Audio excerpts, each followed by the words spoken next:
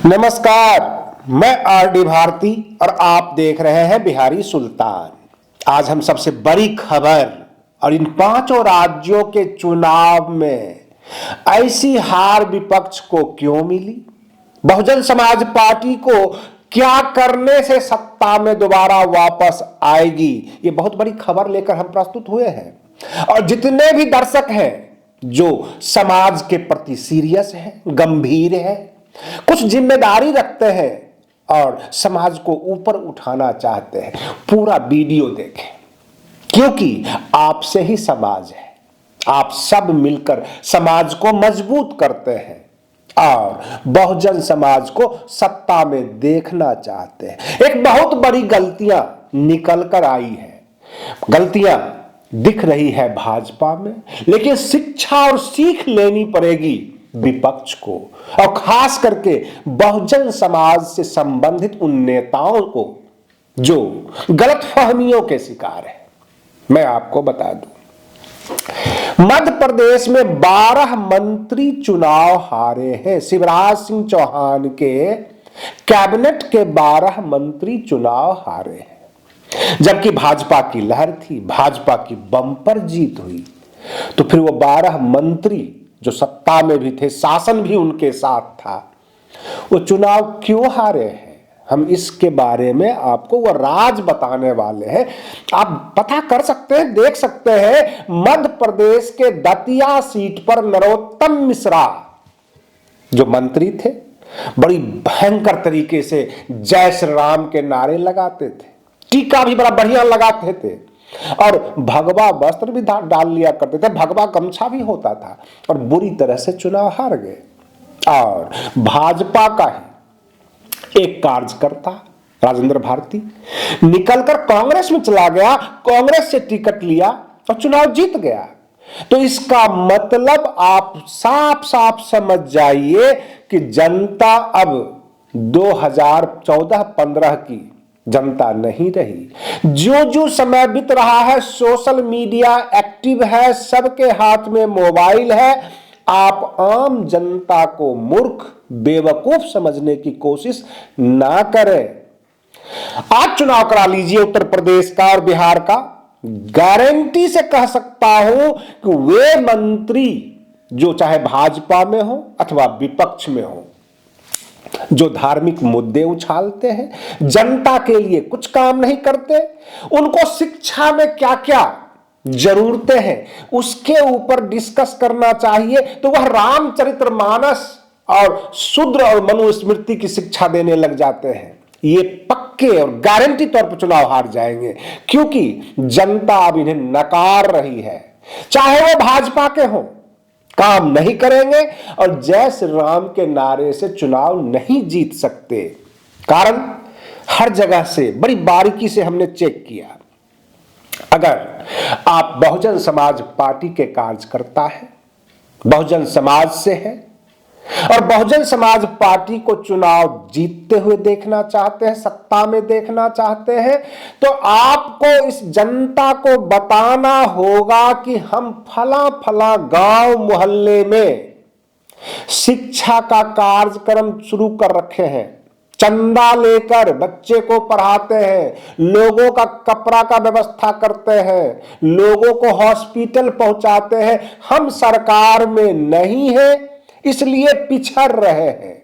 जनता यह देखेगी, आपको अपने बीच में देखेगी, हर सुख दुख में देखेगी, खुलकर वोट करेगी। अगर आप यह सोचते हैं कि मान्यवर काशीराम का नाम ले लेंगे, अपना जो है ब्रांड दिखा देंगे, नीला गमछा लगा लेंगे और केवल चुनाव में नजर आएंगे, तो आपको वोट मिलेंगे पूरे विधानसभा में 700, 800, ज्यादा फन जाएंगे तो 1000 पार कर जाएंगे। कहने का मतलब यह है, यही चीजें नजर आ रही है जगह जगह जगह जगह। और यह केवल बसपा पे ही लागू नहीं होता, समाजवादी पार्टी पे भी लागू होता है। भाजपा को जनता ने आईना दिखा दिया, उन 12 मंत्रियों को जो हवा में उड़ रहे थे, वो सोच रहे थे कि मोदी लहर है, जय श्री राम के नारे लगाएंगे, ध्रुवीकरण होगा, शासन हमारी है तो हम तो चुनाव जीत जाएंगे।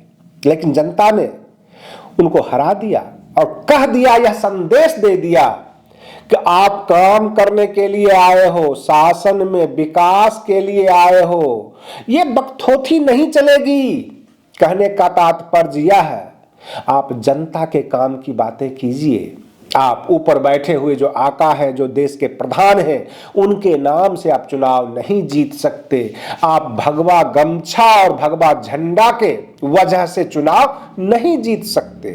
जैसे कि आपने सुना होगा विभिन्न प्रकार के पत्रकारों के जुबान से, विभिन्न प्रकार के चैनल से, हमारे देश के एक मंत्री हैं जो बड़े काम के मंत्री हैं, कभी भी ध्रुवीकरण की बातें नहीं करते, इधर उधर की बातें नहीं करते, और उनका काम दिखता है भाजपा के ही है।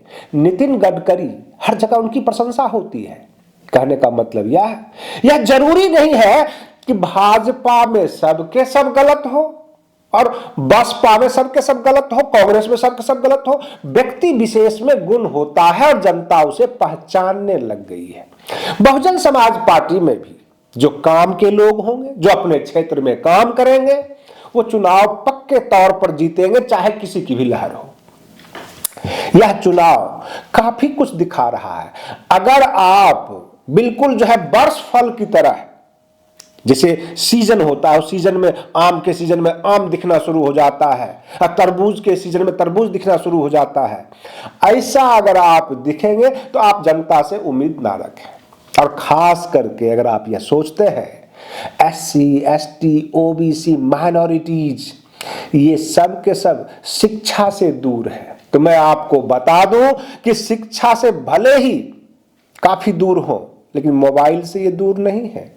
और रही बात ये कि आप जाके घूमिए, गांव में घूमिए, जो अनपढ़ हैं, जो पढ़े लिखे नहीं हैं, वह भी आपके वीडियो पर नाइस का कमेंट मारते हैं। हमने कई जगह उनका स्पेलिंग पूछा, उनको नहीं पता, लेकिन मोबाइल चलाना उनको आ गया है। वो अच्छा बुरा समझते हैं। काम करते हुए आपको देखेंगे तो बटन आपके ऊपर ही दबाएंगे, जहां होगा खोज लेंगे। लेकिन अगर आप यह सोचेंगे कि ध्रुवीकरण कर लेंगे, जात पात कर लेंगे, देवी देवताओं को जो है भला बुरा कह देंगे, मनुवाद करते रहेंगे तो हम चुनाव जीत जाएंगे, ऐसा कभी नहीं होने वाला है। गलत के खिलाफ वे भी हैं, आम जनता भी है, गलत के खिलाफ आप भी हैं, हम भी हैं, लेकिन आम जनता ने साफ साफ दिखाया है इस चुनाव में, चाहे दल कोई भी हो, चाहे भाजपा आ जाए, कांग्रेस आ जाए, प्रधानमंत्री जी आ जाए, अथवा बहन मायावती जी घूम लें, अगर आप बहन मायावती जी के नाम पर चुनाव जीतना चाहते हैं, नीला झंडा के नाम पर चुनाव जीतना चाहते हैं, यह कभी संभव नहीं है। साफ साफ दिख रहा है, क्योंकि चुनाव वही लोग जीते हैं जिनके बारे में पता किया गया। कम से कम साल, 2 साल, 3 साल से वो जनता के बीच थे और छोटे छोटे काम जो जनता के होते हैं, हर छोटी बड़ी चीज में जो है वो शामिल होते थे। अचानक जो चुनाव की मैदान में आए टिकट लेके, वो सब के सब चुनाव हारे हैं। और जाहिर सी बात है, आज से 2-3 महीने पहले ही तो बहुजन समाज पार्टी एक्टिव हुई मध्य प्रदेश में, राजस्थान में एक्टिव हुई, और उसमें जो है स्ट्रेटजी बदला, कुछ बागी लोग बाहर से आए, उनको टिकट दिया गया, यह सोचकर कि हमारे पास कैडर है, हमारे पास जनमत है, जो SC ST वोट तो हमारे पास है ही, इनके पास जनाधार है, हम इनको टिकट देंगे और ये चुनाव जीत जाएंगे। लेकिन जनता जागरूक हो चुकी है, जनता काम देखना चाहती है, और काम चुनाव के वक्त नहीं। आप घोषणा पत्र लाख जारी करते हैं, आप लंबे लंबे वायदे कर ले। आम आदमी पार्टी तो घोषणा पत्र जारी करने में बहादुर है, बड़े बड़े स्कीम होती है। दिल्ली और पंजाब के अलावा वो हिमाचल में भी चुनाव लड़े, उत्तराखंड में भी लड़े, और यहां जो है गुजरात में भी जाकर चुनाव लड़ाए हैं। रही बात ये, मध्य प्रदेश में भी कैंडिडेट दिया, क्यों नहीं चुनाव जीत गए? अगर घोषणा पत्र से ही चुनाव जीती जा सकती है, अथवा 200 यूनिट बिजली हम फ्री दे देंगे और हम आपको 1000-2000 रुपया महीना बेरोजगारों को दे देंगे, ये सब सारी बातें कह के अगर चुनाव जीता जाता तो आदमी क्यों जाए समाज में? घोषणा पत्र बढ़िया सा बनाए और चुनाव के समय जो है आम जनता को दिखा दे। जनता अब उन्हें चुनती है जो उनके बीच रहता है, ये दिख रहा है। तभी तो भाजपा की लहर, 5 साल से मंत्री बैठे हुए, डिपार्टमेंट में काम किए। यहां तक नरोत्तम मिश्रा ताल ठोक कर स्टेज पे बोला करते थे, हमने दतिया का शक्ल बदल दिया, रूप बदल दिया। क्यों चुनाव हार गए? और रही बात ये, भीड़ तो बहुत लंबी चौड़ी बसपा की तेलंगाना में भी थी। और रही बात ये, कांग्रेस वहां चुनाव जीत गई, बीआरएस जो है चुनाव हार गई। तो इसका मतलब यह हुआ, अगर आप सत्ता के घमंड में हैं, आम जनता के बीच नहीं जाते हैं, इशारे उंगलियों पे बात करते हैं, स्टेज पे ही नजर आते हैं, आप कभी चुनाव नहीं जीतेंगे।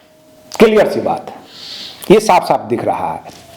जो जनता के बीच में जाकर, उसका भाई बनकर, बगल में खड़ा होकर, हर सुख दुख में कंधे से कंधा मिलाकर खड़ा है, चाहे वो व्यक्ति छोटा है बड़ा है, आम जनता उसे सिर पर उठा लेती है। बहुजन समाज में भी बहुत सारी पार्टियां हैं, बहुजन समाज पार्टी है, मैं आज एक बहुजन समाज पार्टी की बात नहीं करूंगा, आजाद समाज पार्टी है, समाजवादी पार्टी है। तो कहने का मतलब बहुत सारे उत्तर प्रदेश में पार्टियां हैं, अगर आम जनता के बीच वो रहती है तो चुनाव जीतेगी। 6 दिसंबर को यानी कल जो है इंडिया गठबंधन की दिल्ली में मीटिंग है। कहा जाता है, खबरें जो निकल कर आई है, राम गोपाल यादव शायद शरीक होंगे उस इंडिया गठबंधन की मीटिंग में, और अखिलेश यादव के बारे में अभी तक कोई जानकारी, कोई पुष्टि नहीं हुई है कि वह इंडिया गठबंधन में शरीक होंगे अथवा नहीं होंगे। कई जगह उन्होंने स्टेटमेंट दे दिया कि व्यक्ति का घमंड चूर हो गया। घमंड किसका चूर हुआ है? कांग्रेस का चूर हुआ है। कांग्रेस चुनाव जीत रही थी, हवा बन गई, ये हो गई वो हो गई, और चुनाव नहीं जीत पाई, न राजस्थान में, न मध्य प्रदेश में, न छत्तीसगढ़ में। तो घमंड तो कांग्रेस का ही चूर हुआ है। अब रही बात ये कि अगर उत्तराखंड में हो अथवा हिमाचल में हो या कर्नाटक में हो, कांग्रेस अगर जीती है तो इसका साफ मतलब है कि कांग्रेस घोषणा पत्र पर नहीं जीती है। 5 साल से जनता के बीच उनके कैंडिडेट थे, और कहने के लिए आप भी कह देंगे कि जनता के बीच में बहन मायावती जी जाएंगे तो चुनाव जीतेंगे। बहन मायावती जी क्या विधायक का चुनाव लड़ेंगे? जनता ने साफ संदेश दे दिया है, जो उनके बीच रहेगा उनको वो वोट देंगे। ये नहीं कि प्रधानमंत्री नरेंद्र मोदी उनके बीच में रहेंगे तो भाजपा के सभी कैंडिडेट जीत जाएंगे, ऐसा नहीं है।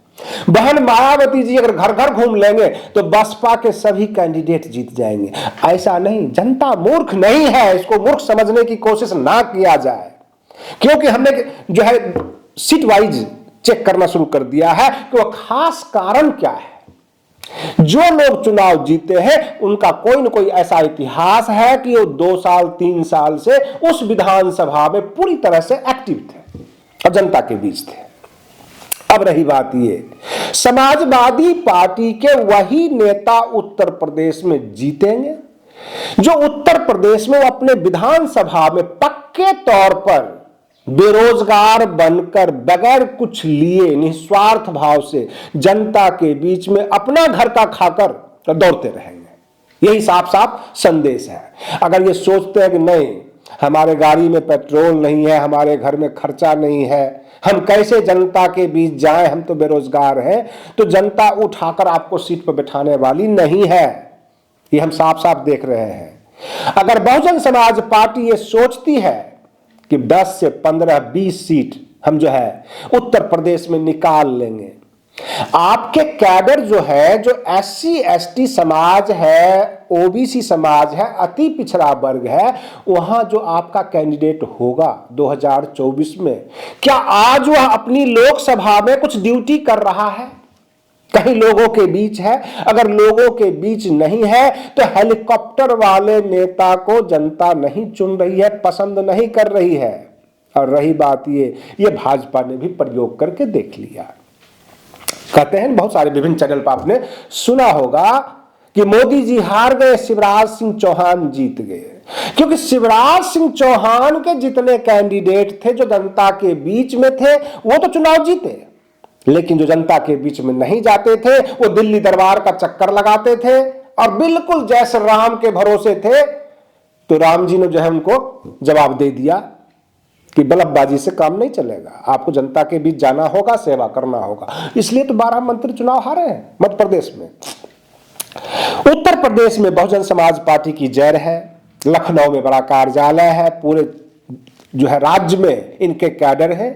लेकिन जो नेता खड़े होंगे 80 के 80 लोकसभा सीट पर, वह 80 के 80 लोकसभा सीट पर ड्यूटी देना शुरू कर दे, वहां के जनता के बीच में जाए और जनता यह ना कहे कि ये व्यक्ति कौन है, आज पहली बार देखा है, ऐसा ना कहे। लोग उसे वेलकम करे, कहे हाँ जी आप तो रोज आते हैं, आप तो हॉस्पिटल का भी चक्कर लगाते हैं, प्रखंडों का भी चक्कर लगाते हैं, यहां तक दो हिस्सेदार का जब बंटवारा होता है, लड़ झगड़ लेता है, उसमें के बीच में भी आप आके खड़े हो जाते हैं, बड़े आप सामान्य हैं और बिल्कुल फैमिलियर बनकर हमारे पारिवारिक तौर पर आप आते जाते रहते हैं। अगर ये बातें जब नेता सुनने लग जाए तो किसी भी पार्टी का टिकट ले आइए, टिकट तो केवल सपोर्ट और सहारा है।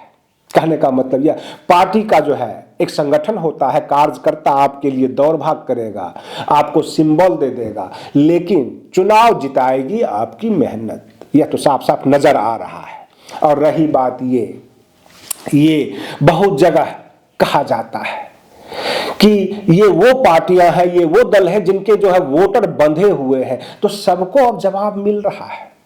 बिहार में भी ऐसा ही जवाब मिलेगा, उत्तर प्रदेश में भी ऐसा ही जवाब मिलेगा। विपक्ष की जो मीटिंग है इंडिया गठबंधन की, अब उन नेताओं को सोचना पड़ेगा कि यार जातिगत जनगणना कर ही लिए, यहां तक कि हमारे पार्टी में स्वामी प्रसाद मौर्य हैं, सुबह सुबह उठते हैं, 4 गाली किसी देवी देवता को दे देते हैं, कुछ लोग ब्राह्मण को गाली दे देता है, फिर भी जो है रिजल्ट नहीं आ रहा है।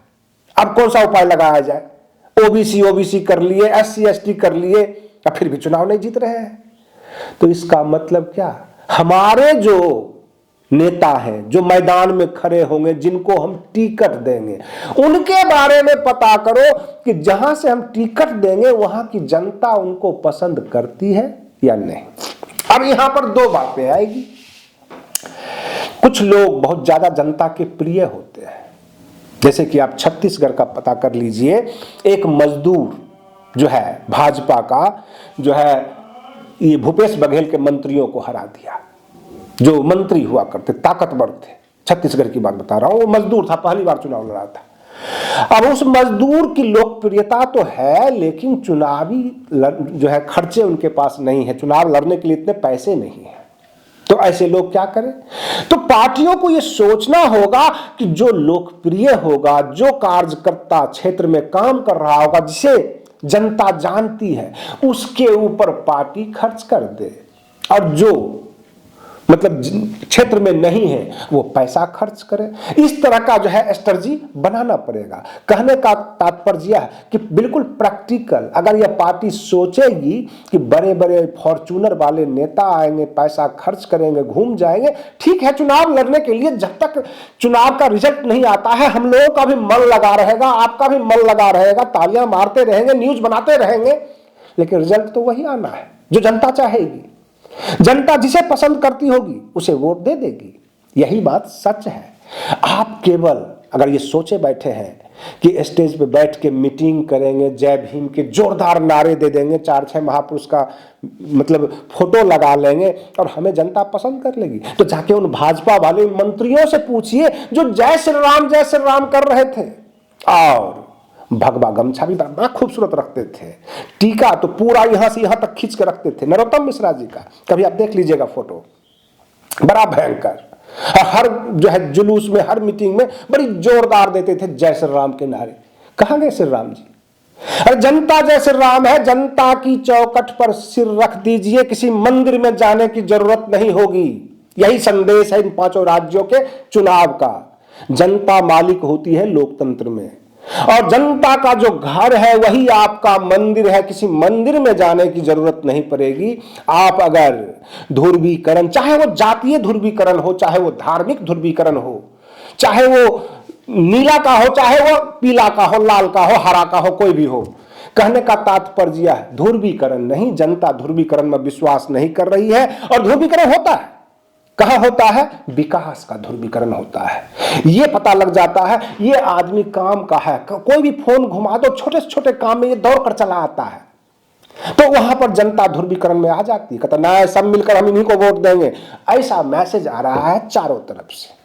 तो कुल मिलाकर अब आपको काम करना होगा। केवल बैनर झंडा के सहारे आप चुनाव नहीं जीत सकते, और जितनी जल्दी बहुजन समाज के नेताओं को यह समझ में आ जाए उतना ही बहुजन समाज के लिए फायदा होगा। और खास करके बहन मायावती जी भी यही संदेश दें कि भाई अपने नेताओं से अपने अपने क्षेत्र का रिपोर्ट दो और जनता का रिपोर्ट दो, तुम अपना रिपोर्ट मत दो। कहां कहां जनता का काम किया हम जनता से पूछेंगे, इंक्वायरी करेंगे। काम में क्या क्या कोई टेंट वेंट लगवाकर बच्चे को पढ़ाई करवा रहे हो, वहां का समाज के लिए कुछ काम कर रहे हो। बहुत सारे लोगों के आय प्रमाण पत्र होते हैं, जाति प्रमाण पत्र होते हैं। आजकल डिजिटल मीडिया का आ गया, ऑनलाइन का, और समाज में इतने पढ़े लिखे लोग नहीं है, हर जगह लैपटॉप नहीं है, तो कम से कम बैठ के यही सेवा कर दिया करो, लोगों की समस्याएं सुलझा दिया करो, और वही जनता कल को आपको वोट के रूप में पसंद करेगी, जनाधार बनेगा।